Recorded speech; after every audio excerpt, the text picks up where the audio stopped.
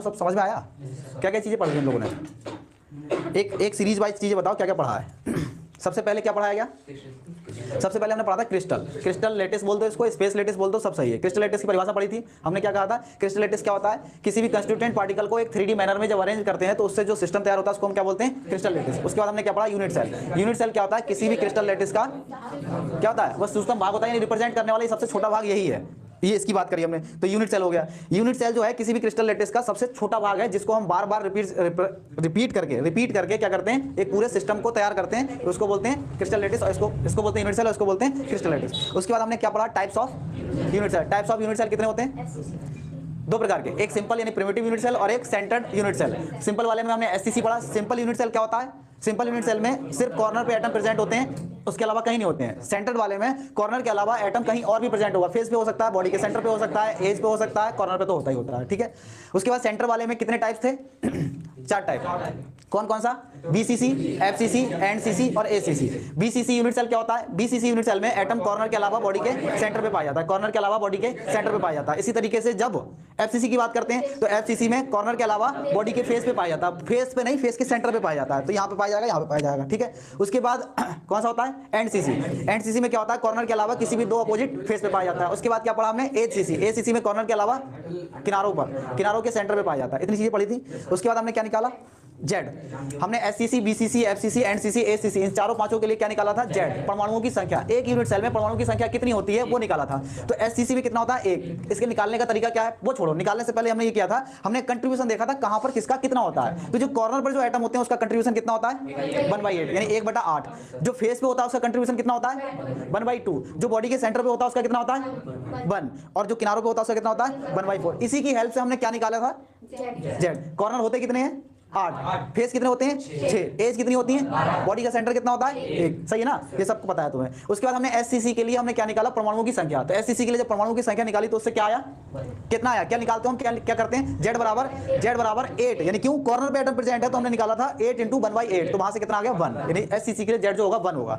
BCC के लिए जब हम करेंगे तो बीसीसी में एटम यहां होता है और बॉडी के सेंटर में होता है। तो कॉर्नर कितने होते हैं? 8। तो 8 × 1/8 प्लस 1 × 1 तो कितना आ गया? 2। एफसीसी के लिए जब हमने किया तो एफसीसी में कहां होता है? फेस पे और कॉर्नर पे। कॉर्नर कितने? 8। तो 8 × 1/8, उसके बाद 6 × 1/2। सही ना? 6 × 1/2। दोनों को जोड़ दोगे तो वहां से 3 और 1 4। तो एफसीसी के लिए कितना आया? 4। उसके बाद हमने किसके लिए किया?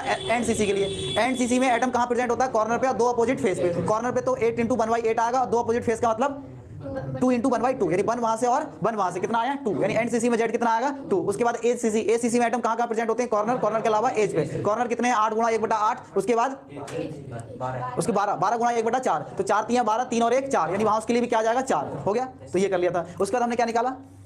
रिलेशन निकाला था। किसमें? डर में रिलेशन निकालने के लिए तुम्हें कौन सी चीजें पता करनी थी? तुम्हें डिस्टेंस निकालना था यहाँ पे डी इनके बीच में। तो एससीसी के लिए कितना आया हमारा? आर और ए में रिलेशन a/2। बीसीसी के लिए कितना आया? √3a/4। ये डायरेक्ट याद रखो, ये न्यूमेरिकल में काम में आएंगे। क्वेश्चन भी किए हमने कुछ न्यूमेरिकल की बात यहाँ नहीं कर रहे। घनत्व, चलो घनत्व पहले निकाला वो देख लेते हैं। हमने घनत्व भी तो निकाला था। घनत्व निकालने के लिए रो बराबर हमारा फॉर्मूला क्या था? जाम पियोगे? तो हमें क्या करना? मना करना, ना ना ना ना ना ना ना ना 3 बार। तुम नहीं पियेंगे जाम। अब कौन आ गया? कविराज, सीधे बैठ जाओ, तुम ही हो। अच्छा, तो जाम पियोगे तो नहीं पिएंगे जाम। तो उससे हमने फॉर्मूला निकाला था, रो बराबर क्या होता है? Z × M/AQ, N × AQ, ठीक है। वहां से हमने जो है क्वेश्चन किए थे, लेकिन उसमें स्पेशली क्वेश्चनों में ध्यान क्या रखना है कि हमें जो है यूनिट देगा वो हमेशा किस में देगा? पिकोमीटर में। और पिकोमीटर को हम किस में बदलेंगे? सेंटीमीटर में। तो पीएम को हमेशा सीएम में बदल देंगे। तो एक पीएम में कितने सीएम? 10⁻10 सीएम। हाँ चलो ठीक है। तो उससे हमने पीएम को सी में बदल देना है, ठीक। तो उसके बाद जो है उससे न्यूमेरिकल रिलेटेड कर लिया। तो उसके बाद हमने रिलेशन निकाले। तो रिलेशन में जो अभी लिखा था वही रिलेशन था। एससीसी के लिए r = a/2, बीसीसी के लिए r = √3/4 और उसके बाद एफसीसी के लिए √2a/4। ये 3 रिलेशन आपको पता होना चाहिए, आप सारे न्यूमेरिकल कर लोगे। उसके बाद आज हमने किया नहीं, उसके बाद कल किया था। कल क्या पढ़ा था? पैकिंग। पैकिंग कितने प्रकार की होती है? पैकिंग कितने? तीन टाइप से होती है, 1D, 2D और 3D। 1D में क्या होता है? एटमों को एक लेयर में रखते हैं, एक ही पंक्ति में रखते हैं। उसकी कोऑर्डिनेशन संख्या कितनी होती है? 2। एक कोई एटम होगा उसकी कोऑर्डिनेशन संख्या कितनी होगी? 2। 2D पैकिंग कितने प्रकार की होती है? 2 प्रकार की। एक कौन सी होती है? स्क्वायर क्लोज पैकिंग और एक हेक्सागोनल, उसको एससीपी भी बोलते हैं। उसके बाद 3D में हमने पढ़ा, 3D में 3 प्रकार था। देखो 1D में 1 प्रकार, 2D में 2 प्रकार, 3D में 3 प्रकार। ये जनरल तरीका हो गया।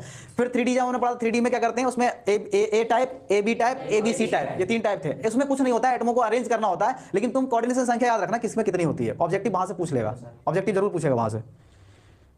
हैं? हाँ हाँ हाँ,